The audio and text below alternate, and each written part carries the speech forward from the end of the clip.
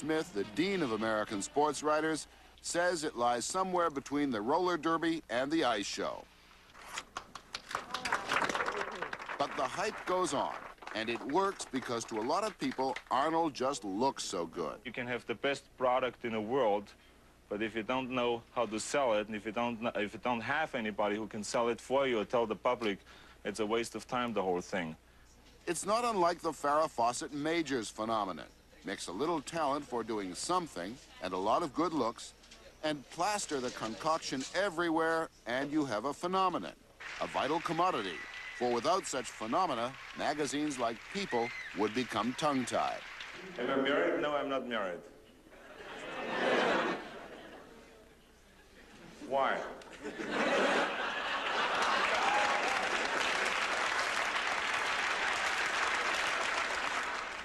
When we return, Arnold turns iron into gold. Oh, yeah, I'm pumped up already.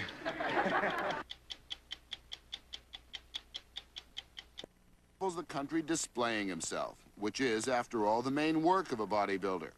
He lets almost everything hang out, as they say, leaving a trail of fantasies for young women and some men. After all, mystery is what a star is all about. And wherever he goes, he sells bodybuilding and thus the paraphernalia of bodybuilders. Not everyone, however, finds a bodybuilder the body beautiful. Oh, yeah, I'm pumped up already. If you go to the Metropolitan Museum, or if you go to any of the great museums of Europe, you will find pieces of sculpture that thousands and thousands of people have gone to see for 300 or 400 years, which they admire as an item of considerable beauty. But when that piece of sculpture turns into the flesh, people are somehow frightened by it. And I think that's got to do with the fact that bodybuilding as an art form at this time is so profoundly original and so far ahead of its time. People just aren't ready for it yet. But the final performance, the 3-minute posing routine that one does on a stage, is then much more than like a dance or like ballet.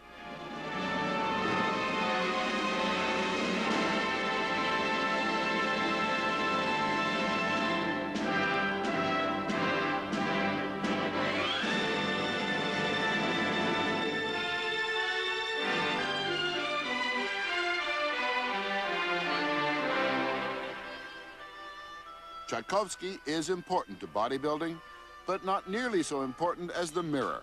It's the only way a man can tell how his pectorals are doing. But I don't know any bodybuilders who then, after they're through with the training, go home and look in the mirror and say, wow, handsome devil. You know, this doesn't exist. I mean, you're never looking at yourself. A bodybuilder looks at his body as a thing, you know, and he wants to develop this thing, and that's what he's looking at, but never at himself. Arnold's mirror tells him that he is not only the fairest of them all, but just about the only man in bodybuilding who has made any money out of it. For example, the last Mr. Olympia, considered among aficionados the world's champion of bodybuilding, received a measly $2,500 prize for a lifetime of grunting, jerking, and posing. And it gives me much pleasure to present to you from Gold's Gym, the Hall of Champions, the 1977 Mr. California, Dave Downs! Bodybuilding, for the most part, is an entertainment or pastime designed almost entirely for the financial well-being of its promoters. The real money goes to men like Ben Weider, who runs something called the International Federation of Bodybuilders, which organizes most of the contests all around the world. Because our motto is, bodybuilding is good for nation building. He's also president of Weider Sports Equipment, a company that markets all the hundreds of products that bodybuilders use, the weights and machines and pulleys that look like relics of the Spanish Inquisition, and creams and pills and diet supplements, all the equipment for the right balance of food and torture that promises to transform you from a 97-pound weakling into an Arnold Schwarzenegger. But there's another substance that helps. Steroids are taken 8 or 9, 10 weeks before a competition. It's not a healthy thing to do, but it's being used. Did you take them? I take them. I took them, yeah, up until the competition, 8 or 9 weeks before a competition, and it was something that everybody had to do in order to get an equal chance to, you know, to compete. What are you seeking when you take steroids? Well, what the effect it should have is that it makes you gain more weight, and that you get more muscularity, and you get it works a little bit also on your mind. You know, it lifts you up a little bit, and you have more energy to train and so on. The men who sell the pills and run the contests are the biggest winners in bodybuilding, and strange characters abound. It would seem that there are as many promoters of bodybuilding as there are participants. Well, I agree with you. There are a lot of strange characters around in this business, but to promote something like that is that young, it takes a lot of different people to promote it in the proper way. Arnold won't say how much money he makes promoting bodybuilding. He doesn't want to cause any ill feeling, but he's become a small conglomerate himself. Through bodybuilding, I did a lot of things, you know. I mean, I got into the films. I did 3 films so far and 1 television film. I have a very successful mail order business, and I'm promoting bodybuilding competitions, and I'm now working on my 2nd book. And on and on and on. Arnold Schwarzenegger is a contented soul. His is one of those stories that is not supposed to have a happy ending. The big, strapping kid pulled out of the Austrian hinterland is supposed to throw it all away to the promoters and a couple of floozies and end up a hopeless case on Skid Row. That's how fiction would have it. But not so Arnold Schwarzenegger. He's happy as a clam, strong as a horse. And if you find bodybuilding a funny thing for a grown-up, intelligent man to be doing, well, so does Arnold. And he's laughing with you, all the way to the bank. 5 years after this piece first aired, Arnold parlayed his muscles and his charm into a leading role as Conan the Barbarian, beginning his unlikely ascension to movie stardom. With the Terminator movies, Schwarzenegger became one of the biggest and highest paid leading men in Hollywood history, a master of the action genre. But in time, movie making lost its allure. And by the time Morley Safer met up with him again in 2004, 27 years after they first met, Arnold Schwarzenegger, once the bodybuilder's bodybuilder, was a year into his 3rd career, governor of California. Why did you do it? Had you become bored, fed up with acting?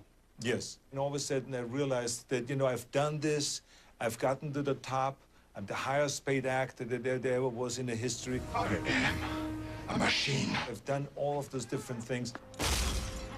So I said to myself, you know, I'm tired of the same things. I'm you know, jumping over car hoods at 3 in the morning and then going up to someone and says, I'm back, you know, and then blow him away or something. So all of this is great, but I mean, eventually it gets old.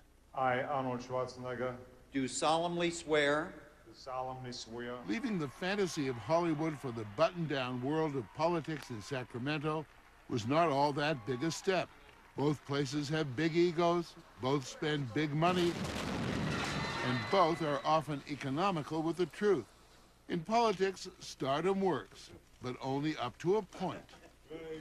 As the kind of movie star that you were, certainly, you could be a dictator. You could say, I want it, and it gets done. You can't do that now. You're absolutely correct. And now this is different. But look, this is the great thing about it, about adjusting from one career to the next. And the key thing always is to keep your eye on the ball. Well, speaking of which, it took a lot of balls to go cold turkey into politics. Yes, but you know, I've never had a lack of that. So may I remind you, it makes no difference to me because I always say, what's the worst that can happen? That you fail. I mean, you know, that's really not that bad. We first met Arnold Schwarzenegger 2 careers back, in 1977. He was 30, the king of the muscle man.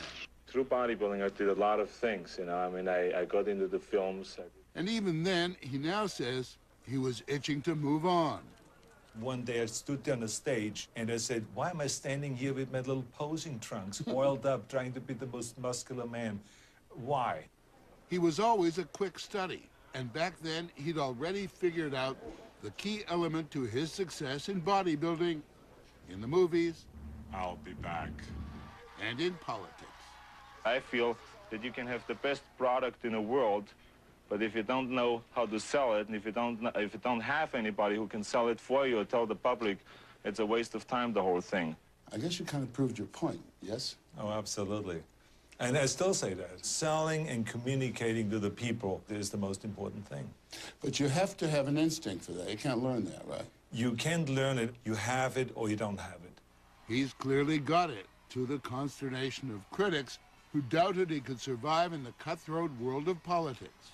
In terminating his highly unpopular predecessor, Democrat Gray Davis, Schwarzenegger's timing once again was perfect. You could not have asked for a better opponent than Gray Davis, who was right on the ropes. He was a jewel. He was good. When we return, Arnold takes on the California legislature and wins.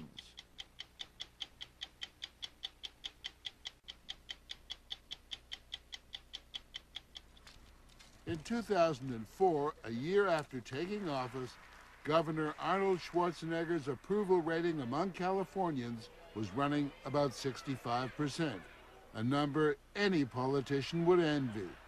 What would you give yourself in a report card now, after a year? An 8.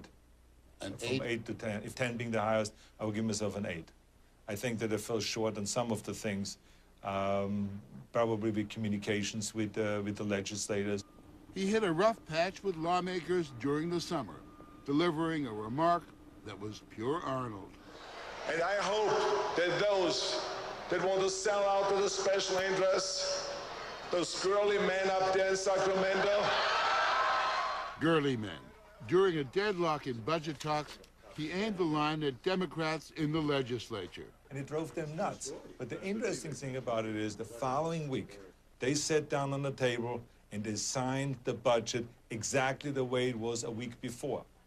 He was trying, he says, to underscore his belief that the legislature was on an out-of-control spending spree, putting special interest ahead of the public good. I say, if you have the balls, you will go out there and say this to the people. If not, then you're a girly man. That's really what it is about. I think that you should have the guts to say that. Well, you have taken some heat over the issue of balancing the budget. In the course of trying to pay the bills, you got deeper into debt. Did we solve the problem in 1 year? No. Morally, they've ruined the state. For 5 years, they kept spending. We are talking here about addicts. The people sent me to Sacramento to be the outside intervention. The honeymoon with voters and the state legislature came to a crashing halt in early 2005. Democrats and public employee unions went on the attack over the governor's proposed belt tightening. They dogged his steps with protests and flooded the state with critical TV spots. Governor Schwarzenegger, you ought to take your promises on education as seriously as we do. Schwarzenegger's approval rating sank 20 points in 3 months, forcing him on the defensive. Do you know that for every dollar the state takes in, the legislators spend $1.10? He commutes from Los Angeles to Sacramento every week. Showing us around the governor's domain in the Capitol building, he takes a kind of boyish pride in his wall of fame. Great moments in the Schwarzenegger administration. And it's a great shot. Look at this with the American flag. And you totally missed it. You just walked by. Poster boy. Okay, I forgive you Poster for that. boy. Hello, everybody. Even in the driest of settings, a meeting of his economic advisors, there's a Hollywood touch. Greeting the diminutive Nobel Prize winner Milton Friedman reminds the governor of his one-time co-star, Danny DeVito. This is Twins 2. Look at this. Twins 2. Perfect. This is the smoking tent. Oh, it's wonderful. This is where we made a lot of the deals for You live like a pasha. well, I wouldn't say that. That's a little carried away, but I mean... He wheels and deals in his smoking tent, set up in an open-air courtyard near his office. A place to schmooze and cajole, light up the biggest cigar in the world, and for good measure, outrage health advocates. Here, for instance, we have Maria's wall. When we came into office, Maria walked around the horseshoe here, and she says, well, where are all the first ladies? His wife, Maria Shriver, has been a high-profile first lady, active in women's causes. But the governor is quick to point out their political differences. I show you Maria's office quickly. which is back here. Now she, of course, has to be further away from my office because she's a Democrat. Not just any Democrat, but a Kennedy, which made it all the more unusual in the summer of 2004 when she went where no Kennedy had ventured before, the Republican convention, where she watched her husband wow delegates with a tried and true Schwarzeneggerism. And to those critics who are so pessimistic about our economy, I say, don't be economic girly man. As for his endorsement of President Bush, send him back to Washington for 4 more years. He later joked that it got him a cold shoulder, literally, a cold shoulder at home. Well, there was no sex for 14 days. Normally, even a first-term California governor with Schwarzenegger's star power would be talked about as a potential future presidential candidate. But being foreign-born, he can't run. There are attempts to change that. You are ineligible, obviously, to run for president. Would you like to be able to? Would you like to see an amendment to the Constitution? Yes, absolutely. I think, because why not? I mean, anyone that is like, with my way of thinking, you always shoot for the top, but it's not something that I'm preoccupied with. I'm not thinking one single minute about that because there's so many things that I have to do in California, and my promise was to straighten out the mess in California. We concluded our visit with the Governator by showing him the last few seconds of our first encounter 27 years ago, back when he was a 30-year-old on a very fast track. Arnold Schwarzenegger is a contented soul. He's happy as a clam, strong as a horse. And if you find bodybuilding a funny thing for a grown-up, intelligent man to be doing, well, so does Arnold. And he's laughing with you all the way to the bank. What do you make of that kid? It's amazing to see that. So you have to get me a tape of that. I will. And I'm still laughing. Not all the way to the bank. My wife is screaming, now I make no money. But at least have a good time. And it's a challenging job, and I'm having the greatest time in the world doing this. Arnold Schwarzenegger may not be thinking about running for president, but he has some backers who are. They're trying to convince Congress and the states to pass an amendment to the Constitution that would give foreign-born citizens the right to run. And if by some chance Schwarzenegger were to get that opportunity, you can bet he'd have to confront some old skeletons in his closet, like the steroid use he talked to Morley Safer about in 1977. In 2005, Schwarzenegger says he now opposes illegal steroid use and has called for a crackdown. But he stopped short of saying he was sorry that he had used the bodybuilding substances when they were legal. When we return, we'll hear more about Renaissance man Arnold Schwarzenegger from 60 Minutes creator Don Hewitt.